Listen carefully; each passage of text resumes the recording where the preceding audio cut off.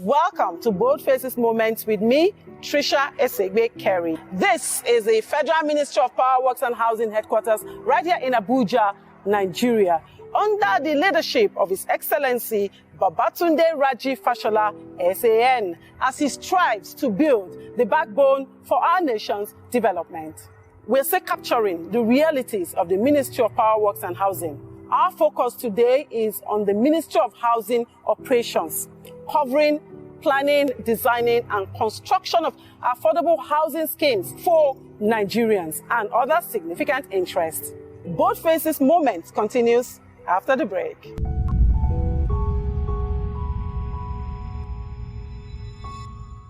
The mandate of the Ministry of Housing is to facilitate the provision of adequate and affordable housing for all Nigerians in both urban and rural areas in a secure, healthy and decent environment, as well as to provide access to home ownership and rental schemes for Nigerians. So Power Works and Housing, therefore, is the articulator of government's policy on energy and on road transport, infrastructure and housing. The ministry then implements its policies through many different platforms: private contractors, parastatals, Federal Mortgage Bank, Federal Housing Authority, and some of the parastatals, Federal School of Surveys, your Architects Council, the Office of the Surveyor General itself, Federal Roads Maintenance Agency, FERMA, Federal Housing Authority, I've mentioned, Federal Mortgage Bank, across the ministry. So that's the framework of the Ministry of Power, Works and Housing. My name is Reverend Olurotimon Obanjo. I'm the Director of Lands and Housing Development in Federal Ministry of Power, Works and Housing. Mr. Chika Nkamado, the Director, Urban and Regional Development Department of the Federal Ministry of Power, Works and Housing. My name is Surveyor Eseigbe Awudu, the Surveyor General of the Federation. My office deals with providing geospatial information for every sector of government and the citizens of our good country in Nigeria. The department is responsible for the formulation and implementation of policies on human settlements in Nigeria. For instance, we are responsible for the preparation of layout designs for all the national housing programs that are ongoing across the 33 states of the Federation. We essentially dealing with acquisition and management of federal government lands and property all over the country. We serve not just the Federal Ministry of Power, Works and Housing, but we also service all other MDAs, that is ministry, department and agency, when it comes to land matters.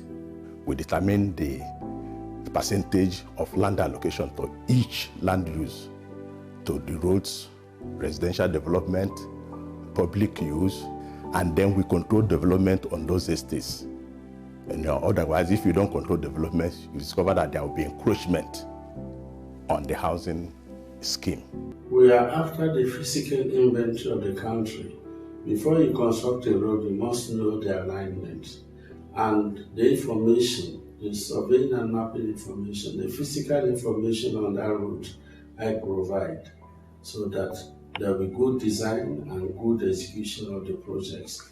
Even while the roads are being constructed, we are there to ensure quality assurance and quality control, so that the thicknesses and other dimensions of the design can really be fulfilled and brought to bear. Essentially, we're into land administration, land management, land acquisition, and title registration. In fact, it's a very important department. It says that it does not service just our ministry, it services all federal government establishment, ministry, department, and agencies. In terms of housing, a similar objective to creating a housing economy lies at the heart of our roadmap. The long-term objective is to deliver a robust housing economy that passes the test of delivering houses that people accept and that they can afford. When that is done, then victory is achieved. Over the last 3 years, President Muhammadu Buhari has entrusted Babatunde Raji Fashola to carry on the mandate of change into the streets of Nigeria and to transform the country in the same way he helped transform Lagos, the commercial capital. There's a housing program that we're reviewing now under the past administration, the immediate past administration, where they set out to build 1 million houses. It was to be delivered in batches of 100,000 each across Nigeria. The first phase was later reduced to 900 and something houses.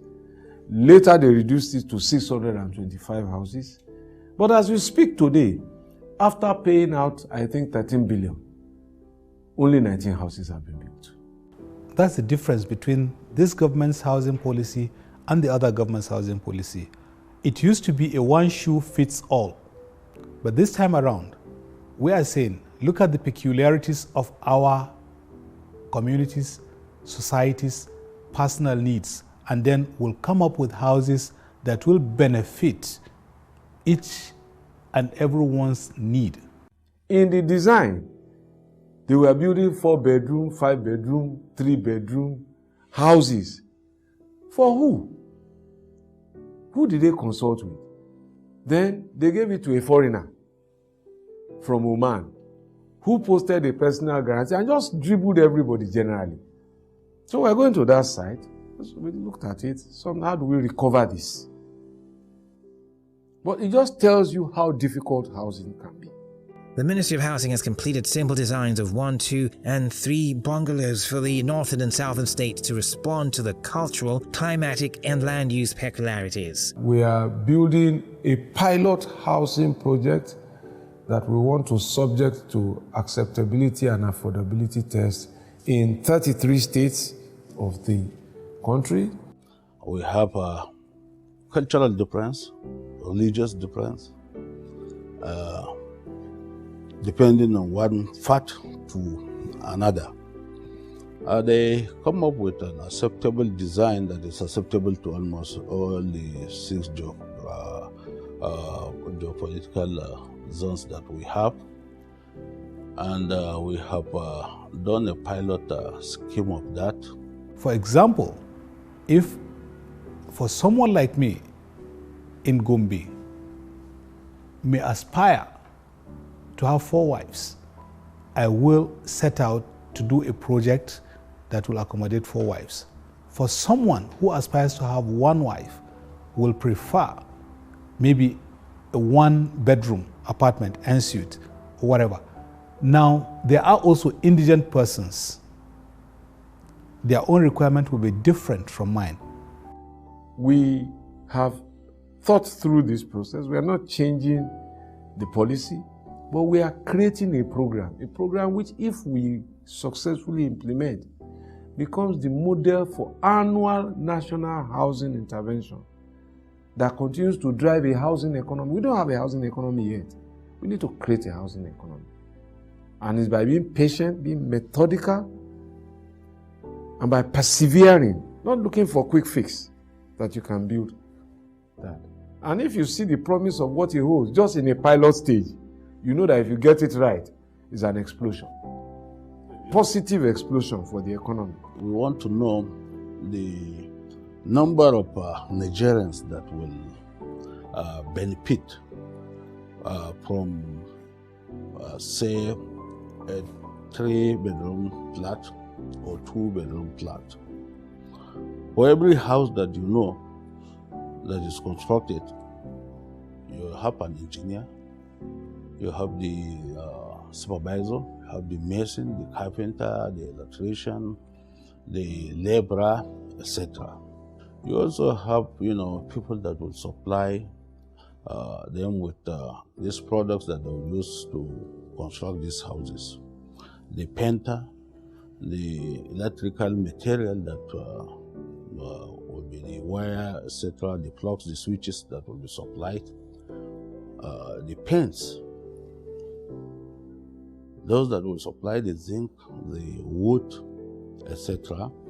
But we all make sure that the house must be 100% Nigerian. Because every flat then means that demand for curtain, demand for bed, demand for furniture, demand for electric iron, demand for solar. You can see right behind me is the solar system. Demand for LED bulb is phenomenal, but you must get it right. This minister is working so hard to ensure that the standard of living for Nigerians is top-notch. The Minister of Power, Works and Housing, Babatunde Raji Fashola, believes the housing roadmap will reduce the size of our housing deficit and will not appear daunting again because it will be a system that can respond every year instead of once in a while to repeat housing construction, delivery and acquisition. You see, if you are introducing a product, I think the sensible thing to do is to pilot that product, sample the reaction of the end users before you multiply production. So that's what we're doing, essentially piloting in 33 states where we have been given land. In the northern part of Nigeria, 1, 2 and 3 bedroom bungalows with courtyards. In the southern part of Nigeria, a mixture of 1, 2 and 3 bedroom bungalows and a mixture of 1, 2 and 3 bedroom condominiums of flats. So we haven't finished all of it. Some have been completed, some are still a work in progress. So when we've validated the concept, then it's easy to automate and to mass produce.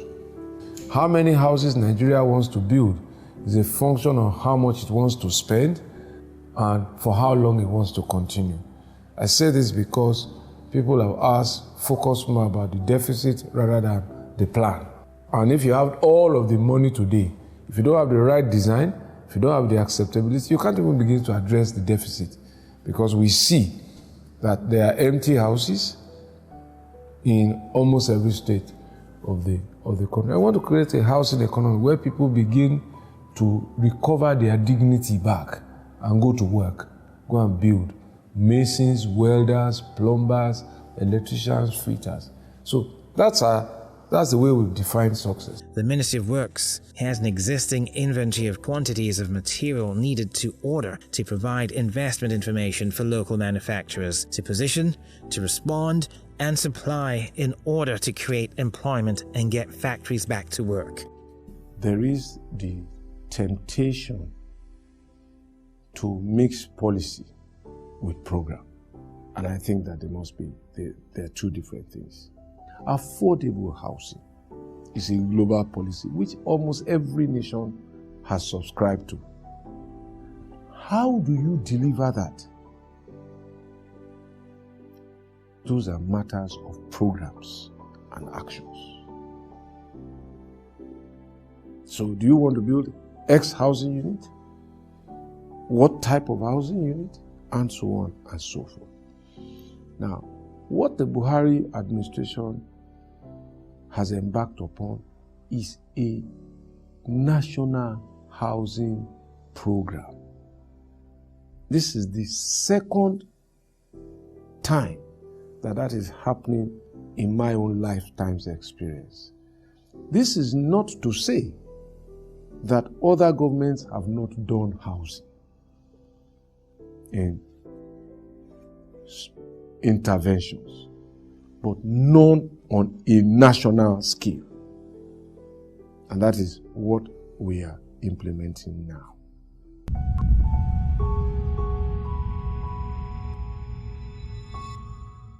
The other thing that I want to add to that is to say that we have learned a lot from the errors of yesterday.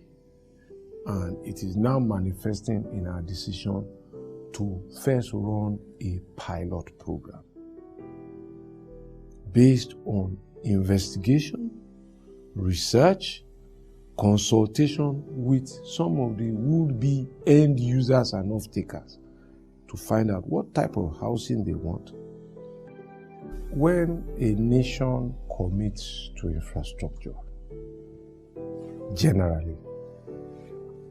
One of the things it wants to see is improved quality of public utilities, transportation, water supply, shipping, and so on and so forth. But that is the end game. The immediate gain is growth in the economy, employment for some of the most vulnerable people in the society,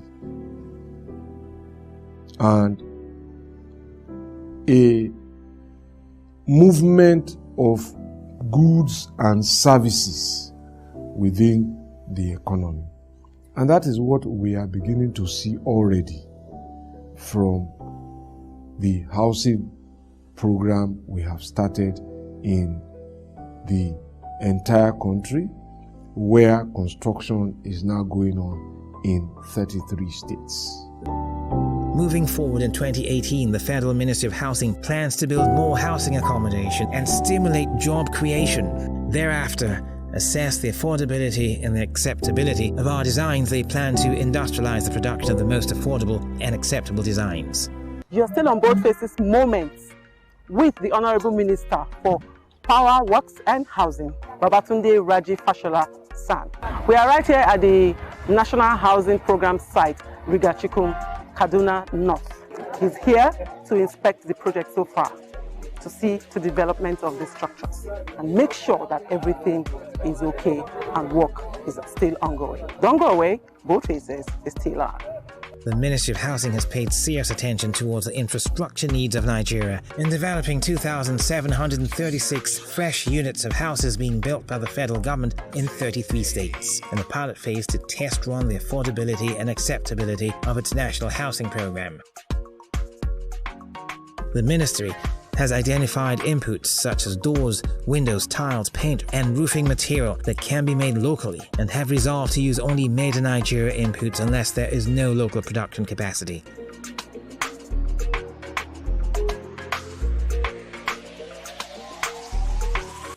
The Ministry of Housing is presently increasing housing supply by using the private sector as developers, while government will concentrate on strengthening institutions such as the Federal Mortgage Bank to deliver on its core mandate of providing mortgages to working class people to own their own homes.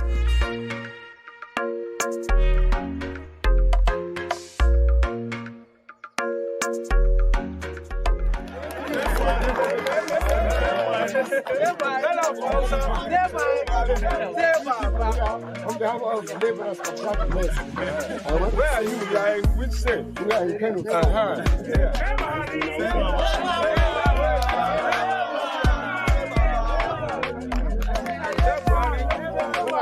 alkhairi da shugaban kasa Muhammadu Buhari wannan ta aka tada ayyuka ko na alkhairi mu leburo da sauran jama'a gari muna jin daɗi sai da wannan hanyar zamu samu abin da zamu taimaki kanmu da rayuwarmu a taimaka ƴaƴan mu wurin jin harkar karatunsu da sauran al'amuran rayuwa Allah ya taimaki Buhari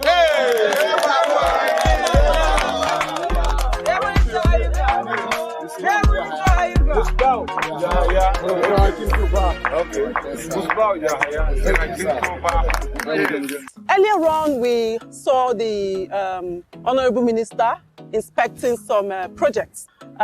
This is Uyo in Akwa Ibom State, the next location for the inspection tour with the Honorable Minister. And you could see the affordable houses for the citizens of Nigeria, very affordable. Right behind me is the Ibom Hall, Uyo in Akwa Ibom State. This is another location, the next location after Kanu, where the Honorable Minister came to inspect some ongoing projects. Talking about the housing scheme. What do you do here? Tell me. Speaking with you is Engineer Obot, material metallurgy graduated from Futo. I'm the one handling mechanical aspect here. So it has been so implemented as designed, no deviation. So it is my delight to see this project coming to my community, and we will as well cooperate with all the contractors and even with the federal government to ensure that the further project that has been assigned to other states is assigned to us. and we want to see more. We are most grateful. You chop inside? To the president. I chop inside. Talk the thing where you chop inside. What thing I chop inside is the mechanical implementation of this project, even our condominium. Your Excellency, in capturing the realities of your ministries, up north, we noticed that the designs are mainly bungalows, but here we have high-rising condos. I will respond to that, man. To our topography of this environment. The topography of this environment accepts that structures like this should be erected here. So we need much of it here, not just one. This one is not enough. So we need more. These are the diversities in culture, in religion, in way of life, in also the quality of land and the size of land that any responsible housing project has to take into account. We learned that in the northern part of the country and the southern part of the country, they don't mind 1 bedroom, 2 bedroom, or 3 bedroom houses. They don't mind it. But they mind very much how they are built. In the north, they prefer them to be built with courtyards at the back because of the cultural and communal way of life. And in the south, they don't mind blocks of flats. And we've seen validated projects in this part of the country that accept bungalows and also accept this. And therefore, we're testing out our own as a government-driven initiative. We're testing it for acceptability, because if we build anything and people don't accept, then the housing program has failed. That's the first step. And we do so because we have seen previous housing initiatives that did not take into account this, where there are empty buildings that people never moved into. They just left them over the year, they stripped all the materials and their shells. They're still across the country. I saw one on the Numan Jalingo Road, one of the projects done in the 70s. So we learned from that. Now, if we succeed and they accept this, the next step is, can they afford it? So those two A's must be there: acceptability and affordability. Mind you, this is a product. So if you are introducing a product to the market, you don't go and buy 100,000 of it when you are not sure that people like it. Even those of you who do business, when you go abroad, you go and buy material, you first bring small and see whether they like it and whether they go pay. Then if everything move quick, you go and double your order. That's how we are proceeding. We are at this stage not focused and driven by meeting housing needs alone. We are first involved in devising and implementing a program that creates a housing economy. The gentleman you saw here now was a beneficiary of the housing economy. For me, success is defined not by the number of houses that is built during my tenure. It is defined by the acceptance of this program and for the ability of the next generation to continue to build it. That for me will be success. One of the anchor commitments of the president in the Economic Recovery and Growth Plan is to invest in Nigerian people. That is how this connection is made. So when we start from budgeting for infrastructure to awarding infrastructure contracts, whether it is for roads, whether it is for power transmission programs or for housing programs, ultimately the money first goes to the contractor. It doesn't stay in the Ministry of Power Works and Housing. From then on, the contractor begins to engage professionals in the built industry. The contractor places order for his aggregates, sand, cement, granite, chippings, stone, laterite, and also for things like iron rods. To be honest with you, the Honourable Minister has been up and doing. I can only give him about maybe a very high mark, despite the fact that he puts you on your toes. You cannot work with him and you go to sleep. He has performed excellently well. He has tried to carry us along, and we've been working in a tandem with him to ensure that the urban development sector is moved forward. The present minister is a very fantastic man, and he has a very good knowledge of what we do. In fact, I want to tell you, for the first time, he has come with the idea called National GIS, the basic geospatial data, so that every ministry and every sector of the country and economy will be able to use that data at their tabletop to know what is going on. So he's a very fantastic person, very proactive, very foresighted, and he's a team player and a good leader of the team. I'm flattered to think that some people perceive me as a role model, but I think that the important thing is never to lose hope. Impossibilities are not obstacles. All of the things that people once said was impossible have happened. They once said it was impossible for us to run a democratic government. They once said it was impossible for us to transit from civilian to civilian. It has happened. They once said it was impossible to defeat an incumbent in Nigeria. It has happened. They said if an incumbent is defeated in Nigeria, he will not hand over. It has happened. So impossibilities really don't exist, and people should not be cowed by impossibility. They said it was impossible to supply electricity. Electricity is improving. They said Nigeria will disintegrate. Nigeria is intact. So people should not lose hope. They should stay focused, and they should believe in their abilities, and they should understand that dedication, perseverance, and hard work really can produce results. Well, I think that 4-5 hours sleep a day is perhaps the best that I can get now as a public servant. But how can you really rest when there's still so much work to do, and when you are still able to do it, and when you feel the burden of the privilege you have to serve your country?